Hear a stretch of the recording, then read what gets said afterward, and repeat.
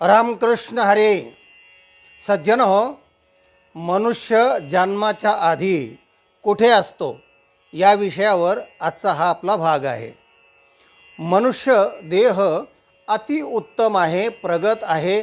भगवंताने त्याला ज्ञानाचा अधिकार दिलेला आहे. पाहून मनुष्य देहासी सुख झाले, भगवंतासी अधिकार ब्रह्मज्ञानासी, याच देहासे दिदलासे. असा जो नरदेह आहे तो जन्माच्या आधी कुठे असतो असा आपला आजचा विषय आहे. एक तर मनुष्य जन्माला येण्याच्या पूर्वी पुण्यकर्म केलं असेल त्याने त्याच्या अगोदरच्या जन्मात, तर तो स्वर्गामध्ये असेल. स्वर्ग ही भोगभूमी आहे, म्हणजे इंद्रपदामध्ये जे सगळे भोग आहेत तर तिथे उपभोग घेण्यासाठी तो पुण्यकर्म केलेला मनुष्य जात असतो. म्हणजे एक तर स्वर्गात तो असेल पुण्य केलेलं कर्मामध्ये, कर्माचा उपभोग घेताना.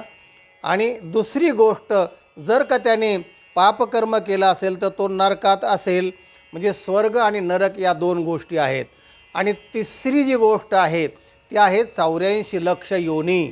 तर 84 लक्ष योनीत भटकत फिरत असतो. तेवढे पापपुण्य त्याचे संपल्यानंतरच तो मनुष्य जन्माला येतो.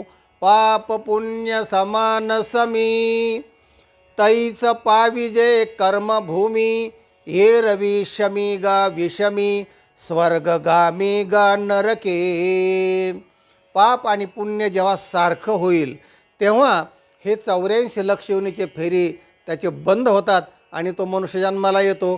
किंवा स्वर्गातलं पुण्य भोगून संपतं किंवा नरकातलं पाप भोगून संपतं. आणि मग दोन्ही पाप आणि पुण्य सारखं झालं की काकतालीय न्यायाप्रमाणे मनुष्य जन्म त्याला मिळतो.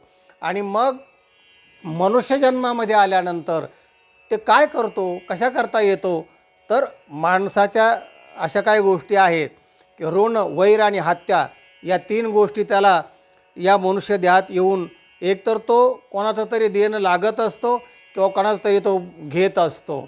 म्हणजे देण्यासाठी तरी येतो किंवा कोणाचं तरी घेण्यासाठी, वसूल करण्यासाठी तरी येत असतो. अशा या मनुष्य देहाची इति कर्तव्यता जी आहे त्याचा एक स्वतंत्र व्हिडिओ आपण नंतर करणार आहोत. एक दृष्टांत पाहूया.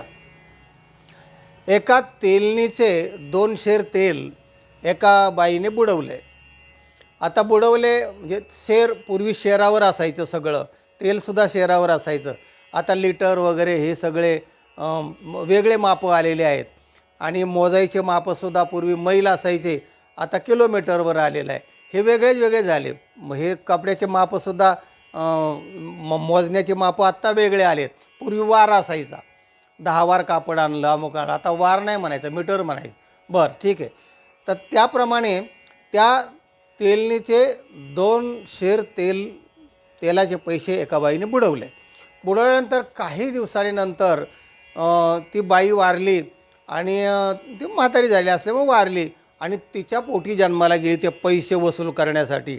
मुलीचा जन्म झाला. मुलीचा जन्म झाल्यानंतर पूर्वी काय असायचं की लहान मुलाला टाळू माखायचे. टाळू माखायचे म्हणजे काय, टाळूवर तेल ओतायचं आणि असं चोळीत राहायचं. म्हणजे ते तेल त्या टाळूत जिरायचं. बराच वेळ महिला सगळ्या करायच्या. आमच्यासुद्धा टाळू भरत असायचे. आता टाळू भरत नाहीत लोक, म्हणजे महिलाही भरत नाही आणि कोणाला ते ध्यान आहे की नाही माहीत नाही. म्हणून ह्या मस्तकं आले की जे हलके झालेत ना त्यामुळे झालेत. हे पक्क होण्यासाठी ते तेल मुरवायच्या पूर्वी महिला याच्यामध्ये असे कित्येक वर्ष लहानपणी आंघोळ करण्यापूर्वी ते तेल ओतायचं आणि चोळायचं आणि तेल मस्तकात मुरायचं, ते पक्क व्हायचं किंवा मस्तक चांगलं चालायचं आयुष्यभर, अशी ती धारणा असायची. त्याप्रमाणे ती तेलीनबाई त्या बाईच्या पोटी मुलगी म्हणून जन्माला आली. आल्यानंतर ती बाई रोज त्या टाळूवर तेल भरायची आणि चोळायची. त्याला तेल माखणं म्हणतात. तर ते तसं करायची. पण ते बऱ्याच काही काळानंतर ती मुलगी वाढा नाही आणि मरा नाही. काय करावं, तर रोज तेल चाललं आहे पण बरंच दिवस झाले तरी मुलगी वाढतही नाही, मरतही नाही. काय करावं, तिला चिंता पडली. मग तिने देव ऋषी सुरू केले आणि असे जाणकार भविष्यवेत्ते वगैरे त्यांना ती मुलीला दाखवायला लागले. म्हणले बाबा हे काय झालं, हे वाढतही नाही आणि तेल तर मी रोज चोळते, कारण तेल चोळल्यावर माणूस लवकर वाढतो, अशी पण एक त्याच्या पाठीमागची कल्पना होती. आणि काय करावं अशी चिंता पडली तिला. तेव्हा एक भविष्यवेत्ता, भविष्य जाणणारा, भूत भविष्य वर्तमान जाणणारा जो ज्ञानी होता, त्याच्या हे लक्षात आलं की हिच्या पुनर्जन्मातला हा भाग असला पाहिजे. आणि म्हणून त्या बाईला तिने सांगितलं, हे बघा बाई, मला असं दिसतंय की तुम्ही तेलणीचे 2 शेर तेलाचे पैसे बुडवलेले आहेत आणि ती तुमच्या पोटीही आलेली आहे. तेव्हा जोपर्यंत 2 शेर तेल होत नाही तुमचं, तोपर्यंत ही मारणारही नाही आणि वाढणारही नाही. तेवढं वसूल केल्याशिवाय काहीच होणार नाही पुढचं. अगं बाई, म्हणलं असं आहे काय. तिच्याही लक्षात आलं की पूर्वीचं जे ऋण आहे ना, ते आता आपल्याला फेडावंच लागणार आहे. ऋण, वैर आणि हत्या या 3 गोष्टी चुकत नाहीत, हे लक्षात घ्या. आणि मग जास्तीत जास्त तेल ती ओतून जास्तीत जास्त तेल मुरवायचे. ज्यावेळी 2 शेर तेल पूर्ण झालं, त्यावेळेला ते मुलगी मेली. सांगायचा मुद्दा असा आहे की काही माणसं वसूल करण्यासाठी कुटुंबामध्ये जन्माला येतात आणि काही माणसं त्यांची फेड करण्यासाठी, आपल्यावर उपकार केले असतील त्याची फेड करण्यासाठी एकत्र येऊन त्या गोष्टी घडत असतात. असा हा पूर्वजन्मीचा प्रवास आहे. हा प्रवास, आणि म्हणून आपलं शीर्षक असं आहे की मनुष्य जन्माआधी कुठे असतो आणि मग इथे येतो आणि मग इथे कर्तव्यता काय असते त्याचं. तर त्या संदर्भामध्ये आपण दुसऱ्या व्हिडिओमध्ये विचार करूया. व्हिडिओचा विस्तार फार आपण करण्याचं टाळलेलं आहे.